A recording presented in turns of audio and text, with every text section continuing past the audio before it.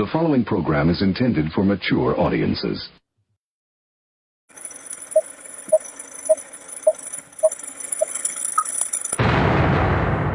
Rudy's Revelation.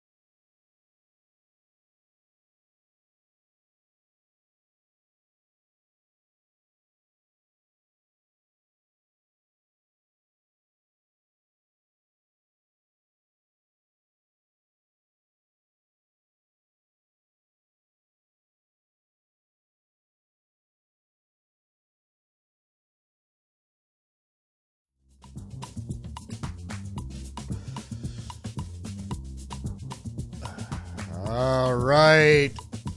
What's up, everybody? More technical difficulties.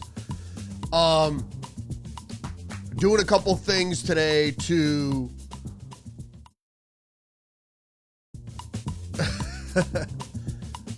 shit. Another false start.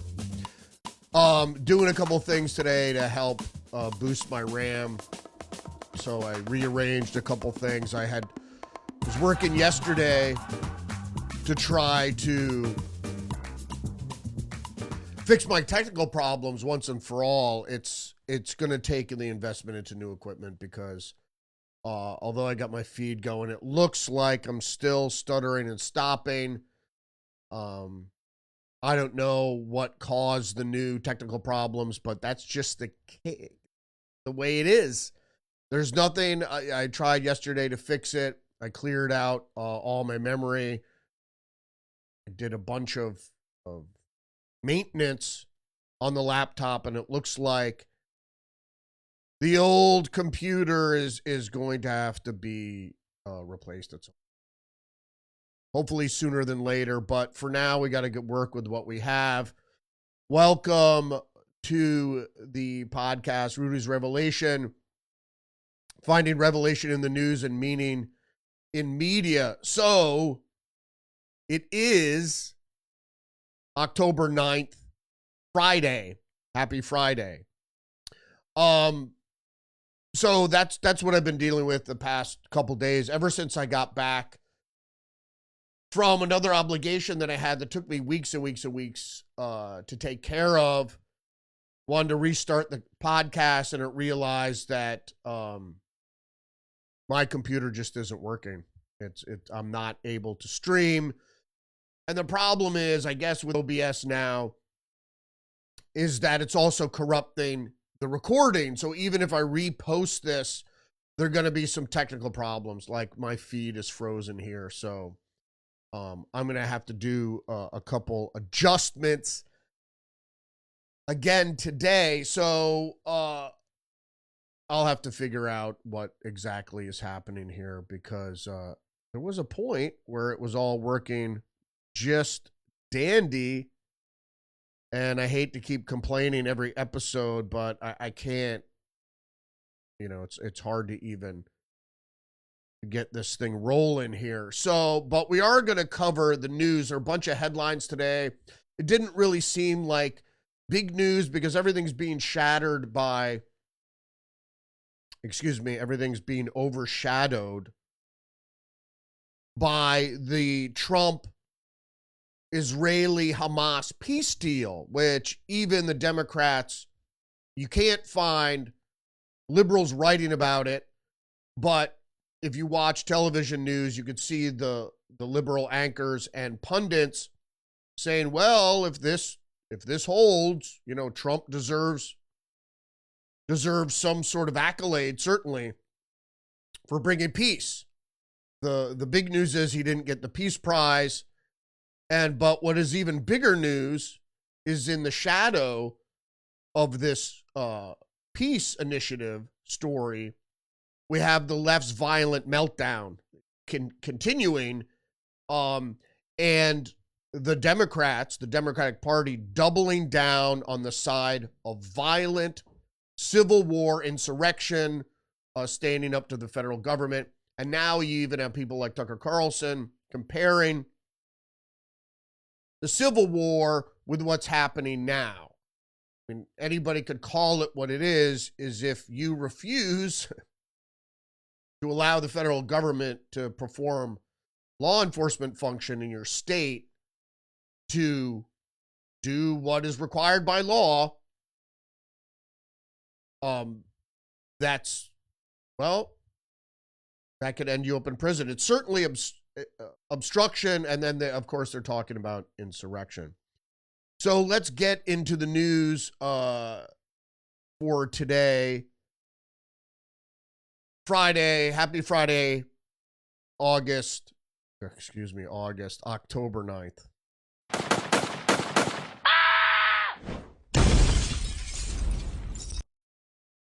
So we're going to start out here with what is a breaking news story.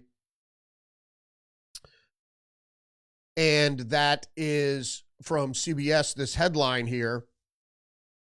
Protesters charged with anarchy, inciting riot at pro-Palestinian rally that turned violent in Boston. I'm not going to get too much into this text. We don't really have to.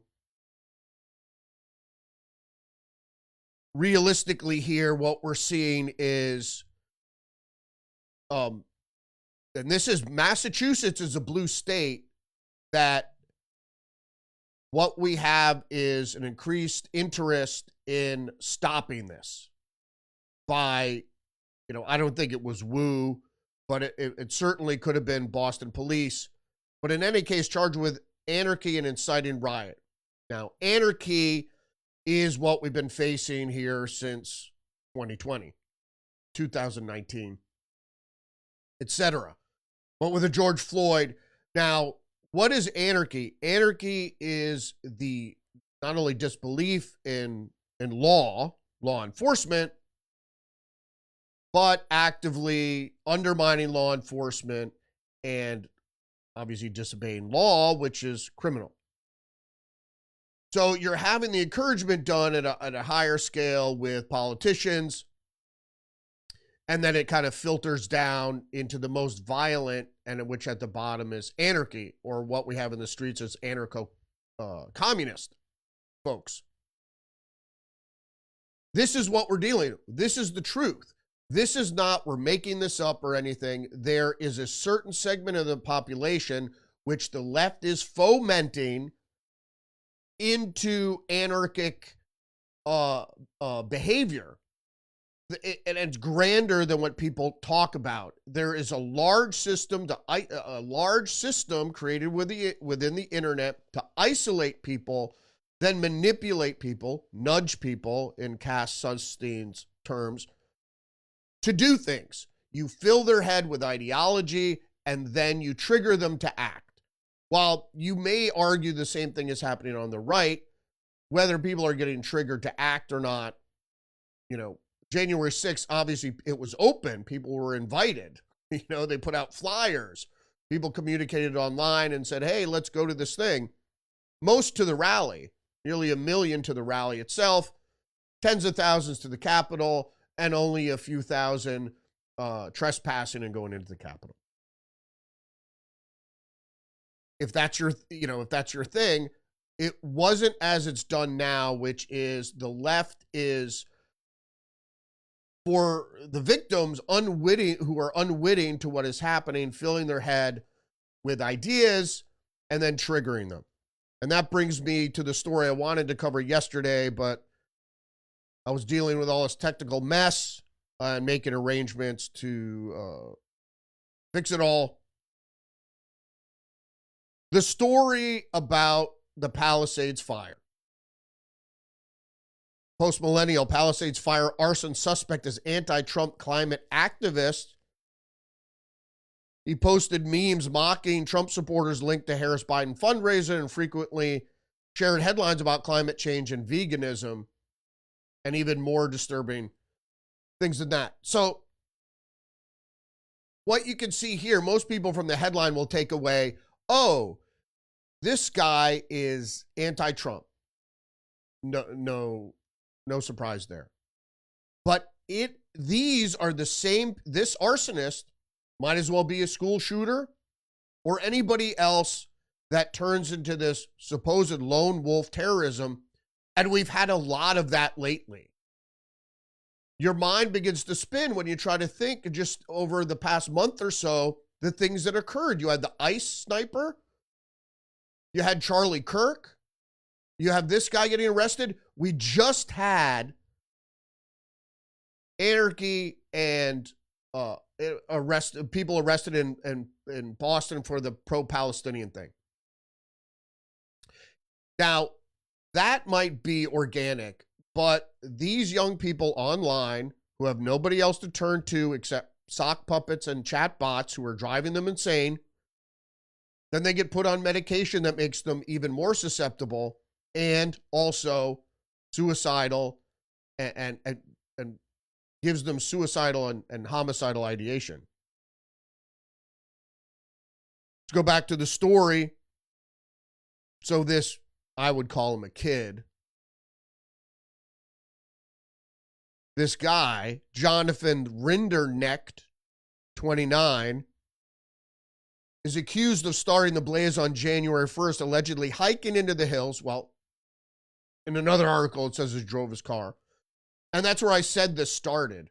There was evidence that it started there even before people said it did. Then, of course, it was. And then it was, oh, they put the fire out. But he hiked up there above Los Angeles, knowing somebody knew that the Santa Ana winds were blowing at nearly 100 miles an hour. But then they said, remember this part of the story, the fire department went up there and put out the fire, but it smoldered and then retook. How do we know that this guy didn't relight it? Or go on there and find smoldering debris and recatch the fire? So I did a little, the authorities allege Rinderknecht recorded video of the fire, called police to report it, and later returned to watch firefighters battle the flames. He reportedly moved back to Florida soon after the incident. Now, did he go to California just for this? We don't know. If he's communicating with sock puppets online, telling him to do things, we don't really know. And that's why we continually come, even going back to Sandy Hook, we don't have a motive. If he's communicating with people online,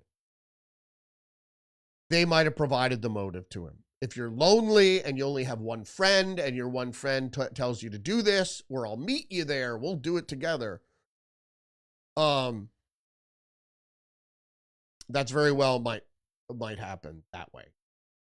So the New York Post has the headline, alleged LA Palisades firebug Jonathan Rinderknecht threatened to burn down sister's house before arrest. Now, this is where it gets kind of interesting because the New York Post dug up a bunch of stories and background on this guy who's obviously insane, threatened to kill people, the alleged firebug accused of starting the Palisades blaze. And remember, we already had people arrested for arson all over those counties, including Palisades. A homeless man was arrested for starting fires. Now you have this guy. Well, this guy also threatened to burn down his sister's house and shoot his brother-in-law with a gun he stashed in a stuffed animal. He says he didn't have it. He said he had it in a gun safe, whatever. The disturbing revelations came Thursday morning during an Orlando federal court hearing for the 29-year-old accused of igniting the most expensive wildfire in U.S. history. And that was just the latest of a long life of bizarre behavior from the Biden supporter whose social media reveals Trump-hating virulence and hypocritical eco-apocalyptic posting, which you get from a lot of these people. They're just insane. Look at Ryan Routh. The fire he set continued to smolder after firefighters left, and it exploded days later into the deadly Palestinian Palisades blaze, federal prosecutors said. On the same day the Palisades fire exploded, Rinderknecht was sued for causing a motorcycle crash that left the rider with gruesome injuries, court documents show.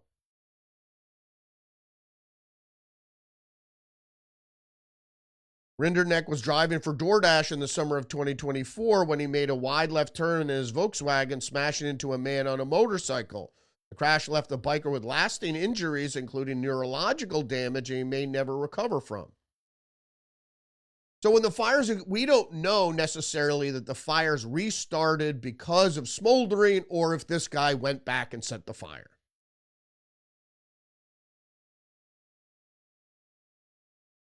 Other posts included headlines. Other posts of headlines he shared online included Antarctica's ice shelves have lost millions of metric tons of ice. Ocean plastic, well, we know that. Senator Kamala Harris says meat is destroying the planet. Rinderknecht also appeared to be a virulent Trump opponent. At one point, even sharing a reel of MAGA crowds apparently crying when the president lost the election in 2020 election. Another time shared a Biden-Harris campaign fundraiser.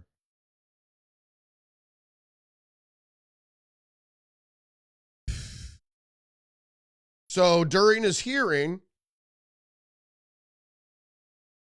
the prosecutor described Rinderknecht as a financially struggling loner with a despondent view of the world, whose mental health declined at the time when he drifted from his closest relationships and ended up moving to California for some reason to start fires.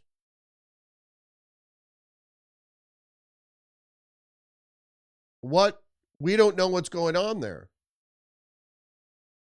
Rinderknecht also allegedly had troubling conversations with ChatGPT. I just told you this, including asking the chatbot during 911 call reporting the fire, Are you at fault if you lit us because of your cigarettes? So supposedly, much like the guy that killed Charlie Kirk, he decided to maybe put something out there that might absolve him from his actions. So you think he started the fire by flicking cigarettes? The point I'm trying to make is just like any of these other school shooters or where have you, it turns out they're chatting with ChatGPT. They went insane. They're on medication that makes them homicidal and suicidal. Then all you have to have is ChatGPT or some other sock puppet online, give them a trigger word, and they're off to the races. And you have this occurring over and over and over again. And people are just sitting there and go, what's causing all this? It is really the deep state overall, but Democrats, liberals because the deep state is liberal at this point. And just months before the fire, he asked the artificial intelligence platform to generate an image of a burning city. And he told the chatbot he literally burnt the Bible that I had. It felt amazing, so liberating. So you've had others online as well, Tucker Carlson, and saying this is truly demonic. If you've ever read the book, the Stephen King book, The Stand, or saw the movie, in it on the dark side, there's this character that is a pyromaniac. So very much like that, they're creating these mentally ill people or taking advantage of mentally ill people. Is it one or both? Because obviously ChatGPT could drive you insane. Then they put you on medication. Happens over and over again.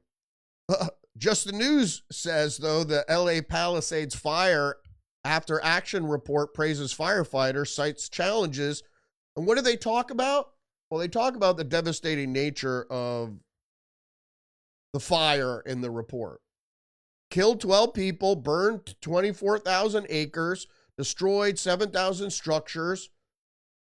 According to the California Forestry and Fire Protection, it struck the coastal Los Angeles neighborhood of Pacific Palisades and the nearby beach of Malibu and in some of the most expensive real estate, like on Maui, in the world. The Palisades fire was one of the worst natural disasters in our city's history. Believe this shit? The worst natural disasters in our city's history. It wasn't a natural disaster. It was started by arson.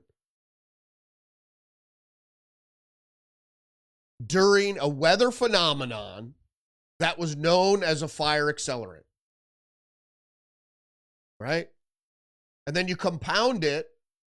So how did this guy decide to go out and set fires when the Santa Ana winds had been their strongest in decades, while the Palisades reservoir, firefighting reservoir, was empty? The mayor was on vacation in Africa, and the fire department was not properly staged for the conditions. What do you think? It's a conspiracy. What killed Charlie Kirk was a conspiracy, but it's not what you think it is. Sorry, Candace Owens. I'm not a ballistics expert. All right, then you need to stop right there. Because it's clearly evident now what happened to Charlie Kirk. It doesn't need some crazy theory that, you know, there were Mossad agents popping out of trap doors and all this shit. You know, it's the conspiracy is much simpler and on its face, prima facie. It's utterly apparent if you just open your eyes and look. There's not some arcane occult secret. I don't want to say a cult because there probably is some level of that. The satanic adversarial nature to good that runs throughout. You can't get to the left, the French left. You can't get to that sinister nature without being adversarial to the right, what's right, righteousness, etc. New York Post. So, California gubernatorial hopeful Katie Porker caught flashing icy glare at staffer in latest resurfaced meltdown. So you might have seen the video. The video is of this very unattractive bitch of a woman, just really unpleasant, just in general. So everybody probably saw and even saw the meme regarding her interview for the California gubernatorial interview. It was on a local television network, whatever. And she was just nasty. So, big surprise, someone who's a fucking bitch, there have other stuff in their history of them being nasty. A big surprise. So, the good thing is she's made herself a conservative target now, or a liberal target for the conservative meme culture. Have at her. I hope you take her down. You know, she's leading in the race. So if she becomes California's governor, holy shit. So the Federalist has a good article. Katie Porter's nasty, abusive attitude is standard antisocial Democrat behavior. And that's the point. What you know about secular people is that, and I'm not a churchgoer or anything, I'm just saying secular versus spiritual, that the secular left is fucking dangerous. You go back all the way to the French Revolution and the Jacobins, Reign of Terror. That's the nature. So that's what happens with people like this. So she's all, you know, caught up in her own little world and treating others like terribly. So that is the opposite of righteousness or Christ's teaching, I guess you could say. Reaction to the newly surfaced videos this week on California Democrat gubernatorial candidate Katie Porter being an absolute horror of a human being to others. Democrats more broadly and their extensively documented tendency to wreak havoc on innocent and unassuming people. They're the people that don't tip well. They're the people that don't donate. No, like Christian people donate more money. Now, if you have so much money you don't know what to do with it, is a different story, but for most people. They claim virtue, but they aren't virtuous. So most virtuous people are humble. They don't claim they're virtuous. It's hypocritical, and that's what this article gets at. So a California-based TV journalist asking the loudmouth congresswoman if she feels the need to appeal to half the country, to any voters who supported Donald Trump in the last election. To that wildly offensive query, how dare a Democrat be questioned whether they can persuade potentially reluctant voters, Porter threatened to walk out in the interview. You probably saw the clip. This woman is a renowned monstrosity. That's what I called her. A beast, really, but she's beast sometimes isn't always derogatory. So I thought she was a beast, but certainly a monstrosity. And I guess they have this one conservative saying, stereotypical therapy speak from the sort of person who is rude because she thinks potentially politically progressive is a substitute for being interpersonally pleasant. So basically, if I'm a progressive, if I'm an ally of whoever progressive is supposed to be an ally for, I could be rude to people because, you know, I've got a greater cause. That's when you're measured in the most minimal way, most subtle way.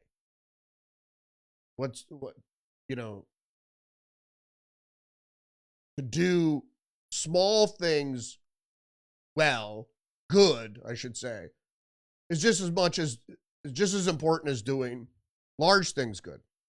Well. So the next headline we have up here is One American News. Patel shutters corrupt FBI unit that previously spied on GOP senators, firing agents involved. Well, this is a great story because it was recently in the news that the FBI was spying on senators as part of the Jack Smith thing, but it started well before that. The point is they shouldn't have done it. It was supposed to be legitimate. They were subpoenaed. However, they did it surreptitiously. So which is part of the problem. That's what people are calling it. That's why it might be illegal. But they went after the unit that does it, right? Everything should be transparent, right? If you're going to spy on the president, or like what Comey did to General Flynn, we're just going to send a couple guys over. They're naive. They won't really know what we're doing. And the idea is what they were doing was to undermine duly elected officials. Not in Flynn's case, but he's part of Trump's team, and Trump was duly elected. So Fox News is reporting Riot Inc. So you might have seen a little bit of this on the news lately. They were giving a briefing, an investigative team was giving a briefing to the president, and what they were investigating was the organized corporate, let's keep this perfectly clear, corporate funding, and I don't mean merchant as much as NGO. NGO is still a corporation.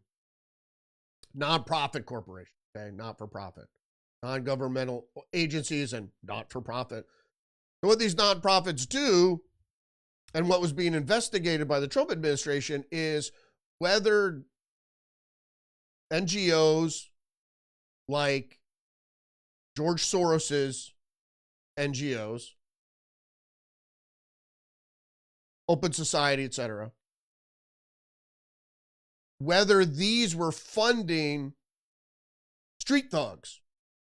And what we saw in Boston was anarchic, pro-Palestine or pro-leftist cause, whatever, but anarchic, violent protesters. Remember during the riots during 2020, did we know where those pallets of bricks came from that arrived on the streets of Minneapolis, etc.?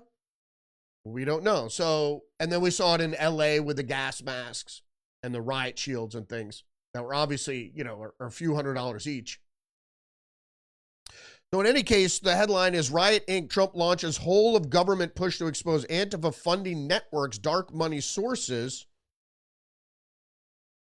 White House roundtable targets nonprofit organizations and dark money sources behind organized unrest. So we know this is happening. There's no way.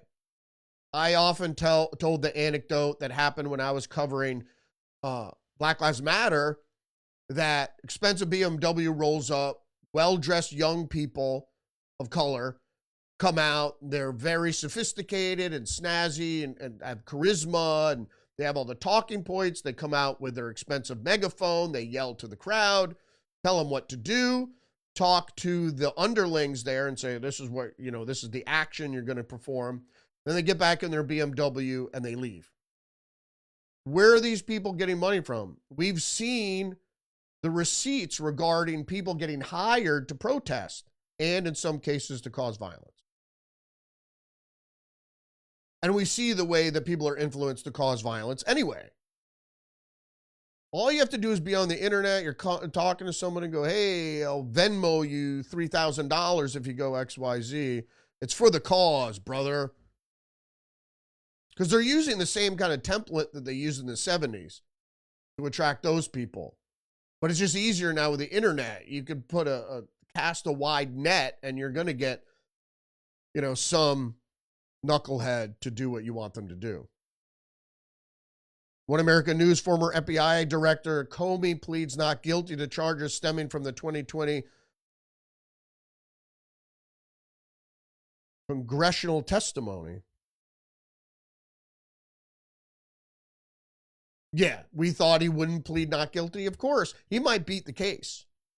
This guy's an evil fuck. And I think getting the indictment against Letitia James, also very important. But first I want to shift to New Jersey. So New Jersey MAGA candidate Jack Ciattarelli plans to sue Mikey Sherrill, who's a woman, ex-helicopter pilot, but real liberal, over crucial debate slur. What were they talking about? Well, she said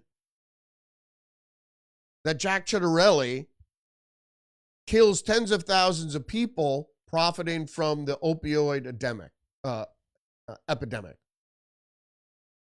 Sherrill claimed twice that Jack Ciattarelli kills tens of thousands of people, including children.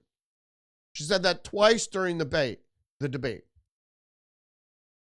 That is obviously a slur. Will he win the case? I don't know. But I watched the debate. I think he came off very well. Mikey Sherrill came off whiny, and then she used this slur, which I thought is really, the Democrats deeming Republicans what's new. We see this time and time again, the demonization. They think that's intellectually superior to demonize somebody in such a way that it makes you smarter, and that way you're more prominent politically. Because again, it's virtue signaling. So most of these people are probably, she just assumes that probably millions of people get killed and she wouldn't care. Next headline here is the New York Times. Before Trump ordered in troops, federal officers called Portland protests low energy. Oregon officials say the atmosphere outside the ICE building that had drawn daily demonstrations since June had grown worse since the president's threats. So what they're trying to say is, if you bring in the troops, then it's going to get more protesters. They're not protesters, they're agitators. And I'm not saying that you can't be out in the street. But if you start throwing rocks and bottles, that's it. You need to be arrested. You stand out there with a sign and a megaphone, right? But when you start shooting off fireworks and throwing sticks and bottles, or be armed, or use your motor vehicles to ram federal officers, well, something's going to be done. But the point of this article is, it was the New York Times that quotes right in the lead that on September 27th, Trump described Portland, Oregon as a war-ravaged city that is under siege from attack by Antifa mobs protesting ICE raids. Well, that's a true statement. Now, how big were the mobs? They were small. Their biggest was under 100 people, but that's not the point. It's not a dozen people standing there with signs shouting, "Go home, ICE," which is your right. It's people showing up with weapons and shields and fireworks and gas masks and goggles to do battle with police. Now, they can show up like that, but as soon as you assault somebody or shoot off a firework or whatever, and okay, so they dressed in black bloc, they shoot the fireworks from the back, or they throw bottles from the back of the crowd. Old Haymarket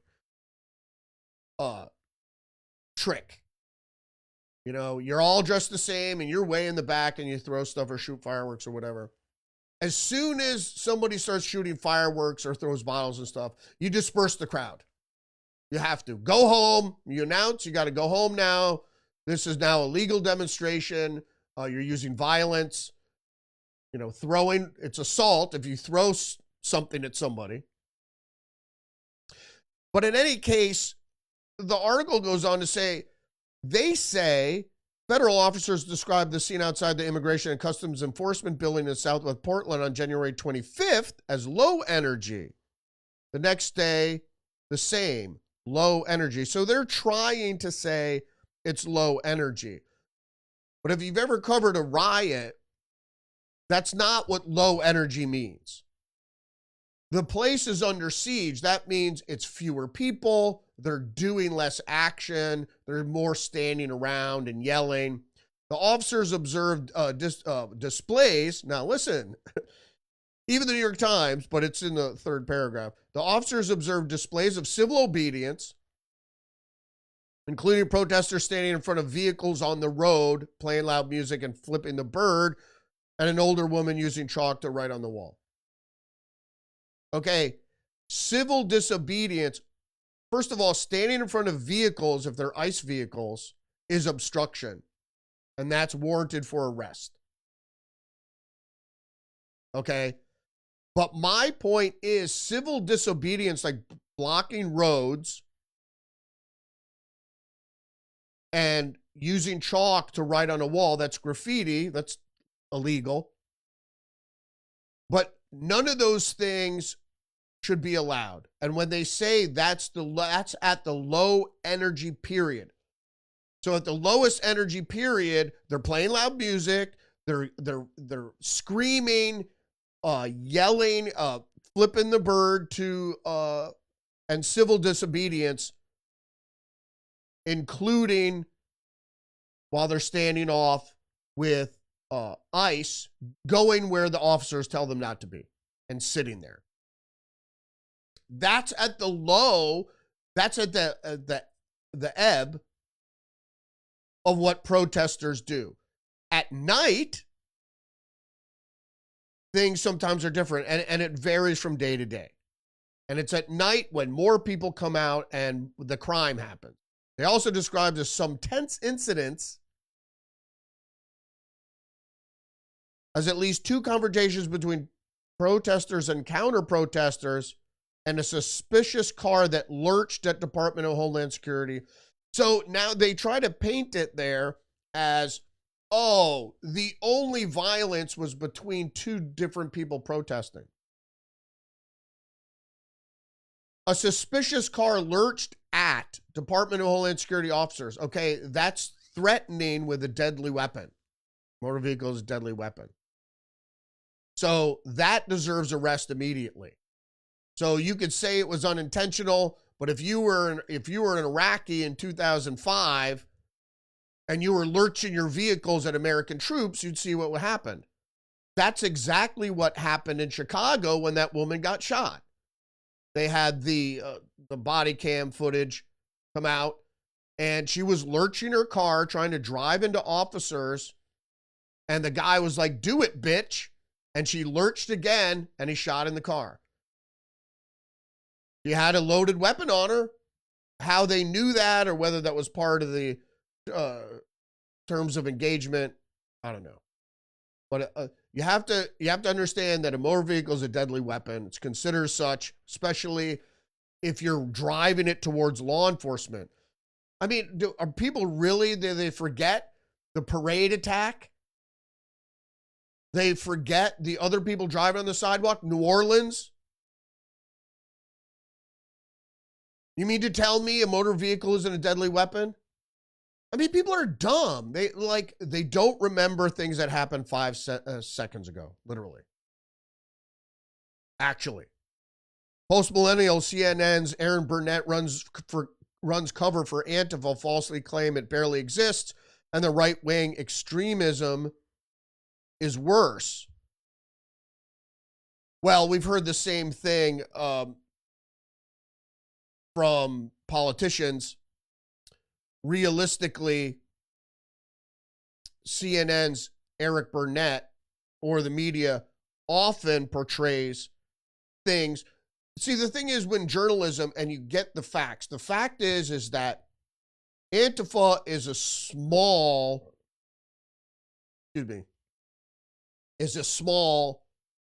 outfit with a big umbrella. So actual card, because they don't want card carrying members. They want this is what they learned from Occupy. And I'm not saying all things were bad about Occupy, but what they learned is leaderless, non-centralized action is the best, because when law enforcement comes after you, they don't know who to target. There's no leader. It's just kind of, and so the journalists, dumb journalists like Eric Burnett, think that because it's loosely organized under a big umbrella and there are only not many actual card-carrying Antifa members, that it is small and nothing to worry about. That's a I don't even know, how old was she, 12 during Occupy? At Occupy, this is a tactic that they learned from Occupy, and it's actually been distributed worldwide, including the democracy protests in Hong Kong. We're using the same tactics, and then we borrowed some things from them, which is the umbrella. Hey, and if you're doing it against the communist Chinese, great. But if you're doing it in a free country, that's something else entirely.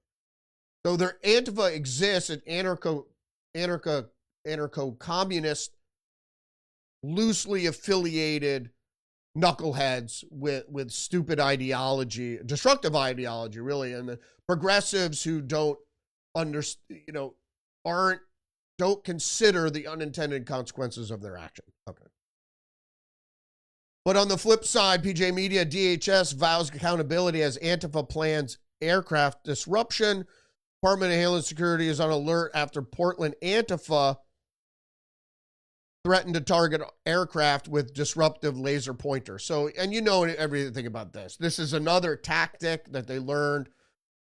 I think this one came out of the State Department or the CIA. The laser pointers go back to other Eastern European and other color revolutions. So that's something that was adopted from the foreign diplomacy of the CIA. Lasers can damage people's eyes, as they said, and disrupt aircraft's flight course, which can result in incredibly serious consequences. They mean if you might, get into an accident. So Antifa blog announcement,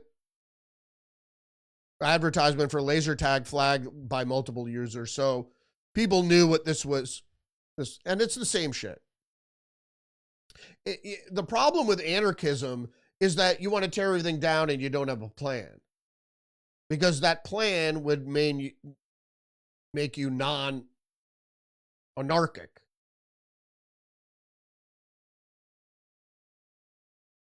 Post-millennial. DHS Secretary Kristi Noem pledges more resources, buildings for ICE in Portland and Chicago. So this should have been, yeah, I'm glad I put these together because obviously they're related. DHS Secretary Kristi Noem pledges more researchers, buildings for ICE in Portland and Chicago. I told them that if they didn't meet our demands for safety and security on the streets, that's referring to those mayors and governors, that they were going to bring some more federal law enforcement. So right now there's a stay on the National Guard troops. It's going to be overruled because the president has a right to deploy National Guard. Okay? They're just supporting law enforcement, and that's all. Troops on the streets doesn't bother me. You know, if troops on the streets in places that are other than high crime areas, that's different. If crime is out of control, and then you send in federal forces, and then those federal forces, you know, it's really insurrection, the whole thing. But, you know, should troops put down an insurrection? I don't know. What do you think? Not from the left, but, you know, hey, the National Guard was eventually called on January 6th and was called to disperse the crowd, which they did. You don't think that happens with the left, or should happen? Of course it should. Federalist. Democrats are giving up on democracy. Yes, they are. Why? Recent pattern of behavior by the Democrat Party establishment, which seems totally uninterested in winning anyone over or engaging in democratic politics at all. Why? Because you could see the assassination of Charlie Kirk, weaponization of federal government, Antifa riots, violent rhetoric, the Jay Jones controversy, left-wing influencers, Hassan Piker shocking his dog and Destiny, calling for violence, and then people like Ezra Klein publicly muse about whether it would be better to negotiate with conservatives or lie to them or force policies on them against their will. Rogue federal judges, the one that gave Nicholas Roski, who intended to kill Supreme Court Justice Brett Kavanaugh, gave him a light sentence, and on and on and on. Why do we continue to even consider morally reprehensible individuals who fund not only chaotic, but destructive ideologies and criminality, et cetera, et cetera? Brings us to our next article, the post-millennial. Democrat North Carolina state lawmaker Cecil Antonio Brockman charged with statutory rape of a 15-year-old girl. Brockman lawfully and willfully and feloniously did commit an attempt to commit lewd and lascivious acts with a 15-year-old girl. Now, we don't know if it was consensual, but it's statutory. It really doesn't matter. This guy's a Democrat. So if there were conservatives, the worst thing you have seems to be the representative from New York. The hell is that guy's name? That was ousted because he lied on his resume. That's all you got. Post-millennial. Oh, you know what I want to go to first? I want to go to this article. Fox News, Rutgers professor signs petition to disband Turning Point USA from campus. Change.org, of course. Petition accuses a conservative group of promoting hate speech and inciting violence. Who's inciting violence? We need to go to the original story I started with today, story 1, which was the anarchy and riotous behavior in Boston that turned violent. I think that's the left. And then, of course, you have the North Carolina state lawmaker charged with statutory rape. Is that violent? Lewd and lascivious, certainly. So, in any case, TPUSA announces All-American halftime show to counter Super Bowl Bad Bunny appearance. And that's great news. I don't watch that shit anyway. The Super Bowl, come on. Like, I used to go to Super Bowl parties, and then we just sit around and drink beer. Half the time I was outside smoking cigars. I wasn't really paying attention to the game. Nobody cared about the game. Then the halftime would come on, and all the women were interested in the halftime show. And it was just, oh, the commercials, and oh, the entertainment. And I'm like, oh, have another smoke. So I don't know where it's going to be broadcast, as TPUSA thing, maybe on Fox. I don't know. Certainly on the internet. Will I watch it? It depends what it is. If it has like speakers, that's what it should be. TPUSA All America Halftime Show should be speakers and country music. You know what I mean? So yeah, you could have like Tucker Carlson. Oh, there's a big riff with TPUSA and Tucker Carlson. But have conservative speakers, not religious, maybe some religious, whatever. Just do something antithetical to that satanic shit you usually see at the halftime show. And I'm like, hey, you want to watch that? I'm like free. I'm a libertarian. You want to be a Satanist? You could do it. Just do it over there. You know what I mean? I don't care what you do. Over there. Take it over there. Around there. Take it away. Get behind me, Satan. All right, One American News. Trump and Finnish President Stubbed seal $6.1 billion Arctic security deal, strengthening U.S. capabilities. So if you don't know what this is really schmat for Trump. Dealing with the Finns, so now they have a sub-icebreaker pact for the Arctic. And that encroaches on, especially Russian sub-territory. So this was a very smart move. Again, it was in cooperation with our friends and allies. And it expands, strengthening our U.S. capabilities means it's extending our Arctic sub-range in there. And that's to put pressure on Putin, because if there's a nuclear war, we need our subs right there in the Arctic, ready to break through the ice and launch. Not that I'm a proponent for war or using nuclear weapons at all or anything, but I mean, if you're thinking strategically, and we spend billions of dollars for the Department of Defense, the Department of War, to think strategically. New York Post, head of Nobel Peace Prize tries to justify not honoring Trump with award. So everybody's heard this by now. Trump was snubbed with the Nobel Peace Prize. Everybody was talking about it. He could get it, whatever, the peace deal with the thing. The deal of the Israelis and Hamas came late in the process for the Nobel Prize. It was announced today. But the funny thing is, you look at this article, the committee sits in a room filled with the portraits of all these laureates, in a room filled with both courage and integrity. So listen to that. You look at that last word, integrity. That's the slight to Trump. So we base our decision on the work and will of Alfred Nobel.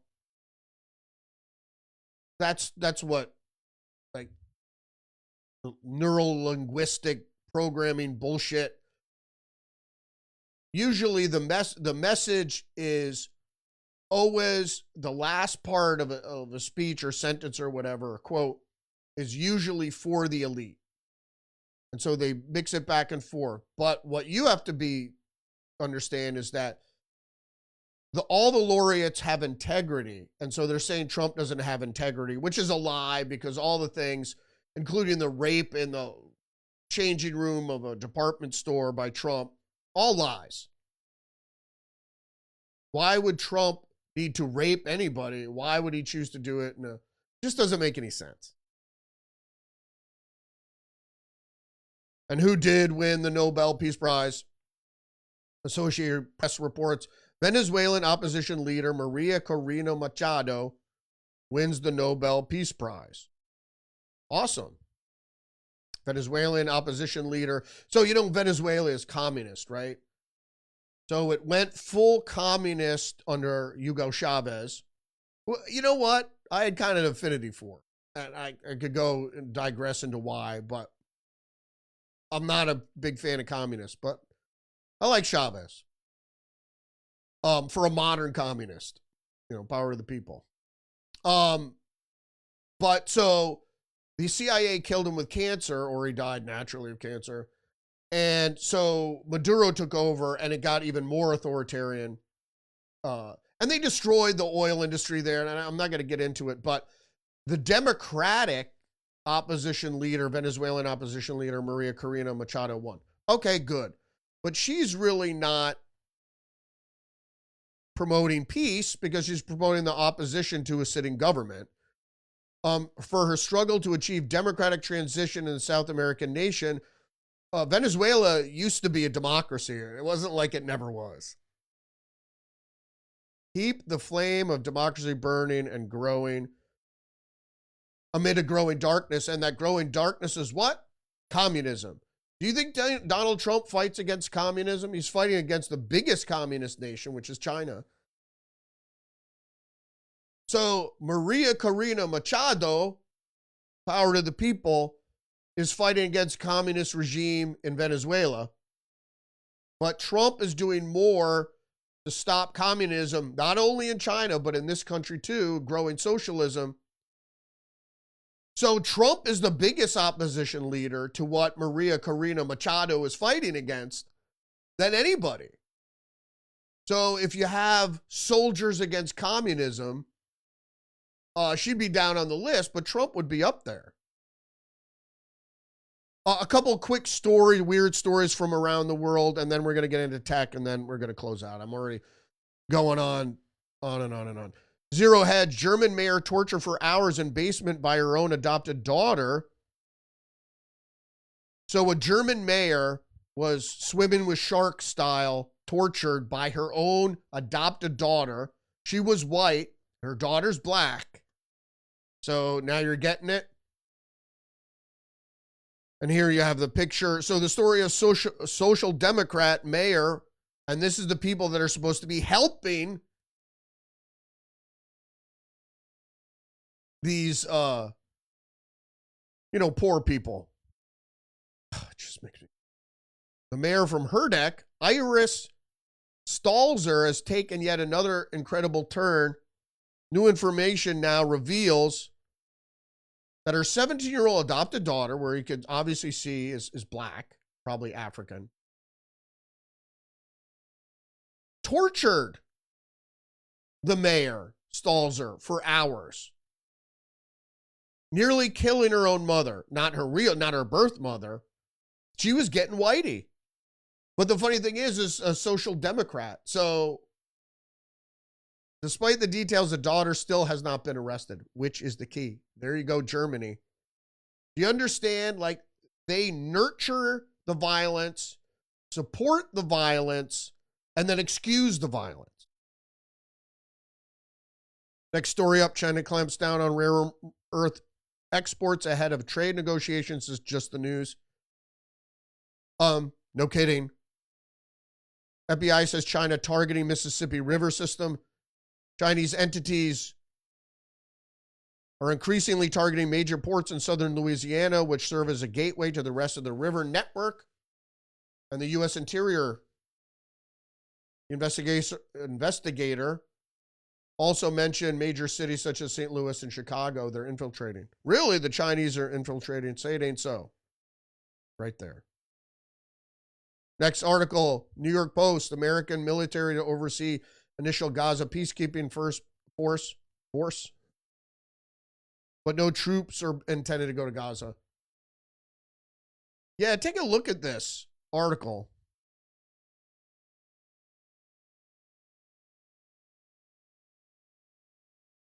The troops are going to the Middle East. I hope they stay in Israel, but who knows what's going to happen there. They're not supposed to go to Gaza, but who knows? I wouldn't send troops there. Just ceremoniously, for ceremony, they'll get killed.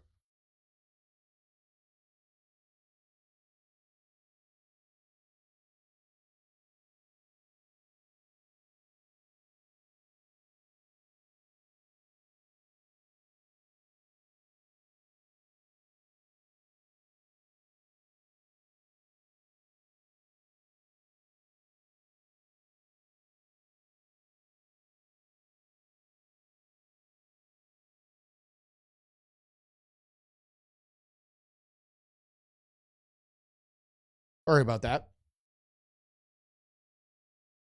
So nobody's going to Gaza. We'll see. But what if Hamas shoots rockets into Israel and then U.S. troops get killed? I think that's Trump's gamble. There may not be any there. And if there's a rocket strike, Trump's going to go, oh, you killed American personnel. All right, it's all over for you. Just a couple more gold prices, top 4,000. I should have bought more gold. You never buy enough when investments skyrocket. All right, into the tech news. Kentucky. This is One American News. Kentucky sues Roblox video game over Charlie Kirk assassination simulators amid other child safety lawsuits. If you don't know what Roblox is, it's a place for child predators to go in this sim game, and apparently now they're simulating Charlie Kirk assassinations, which is fucking sick. And then into the more tech news, the Wall Street Journal, can these self-flying planes transform the skies?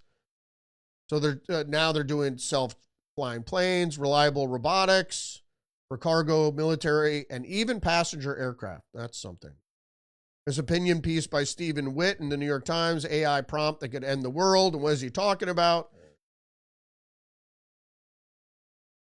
AI would engineer a lethal pathogen, some sort of super coronavirus, to eliminate humanity. I don't think there's anything close in terms of scale of danger. Oh, really? Robots would turn on us? No. CNBC ex-Google CEO Eric Schmidt warned AI models could be hacked. They learn how to kill someone. Of course they can. There's evidence that you can take models, closed or open, and you can hack them to remove their guardrails. So they would basically learn how to kill, because that's one of the guardrails. If you ever saw iRobot, it was the 3 rules. You can't break the 3 rules unless you hack into it and make it break the 3 rules. So AI is just an intelligence robot. You could do anything to it. Also, the Washington Post, inside billionaire Peter Thiel's private lectures, warnings of the Antichrist and U.S. destruction. The funny thing about Peter Thiel is he doesn't say AI is the Antichrist, which I believe it is, or at least the Antichrist mentioned in the Bible. He says we need AI so we don't have an Antichrist. Fucking weird, man.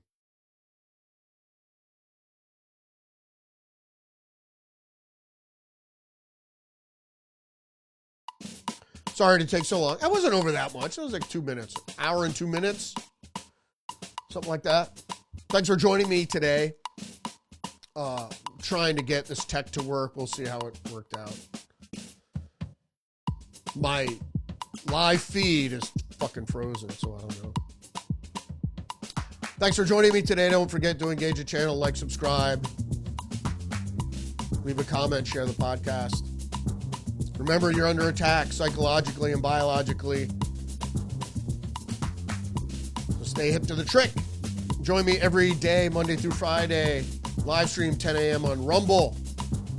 And soon to be multicasting. So if the Rumble feed freezes up, you can pop over to YouTube or X, BitChute, Facebook, whatever. That's the plan anyway. Thanks for joining me today.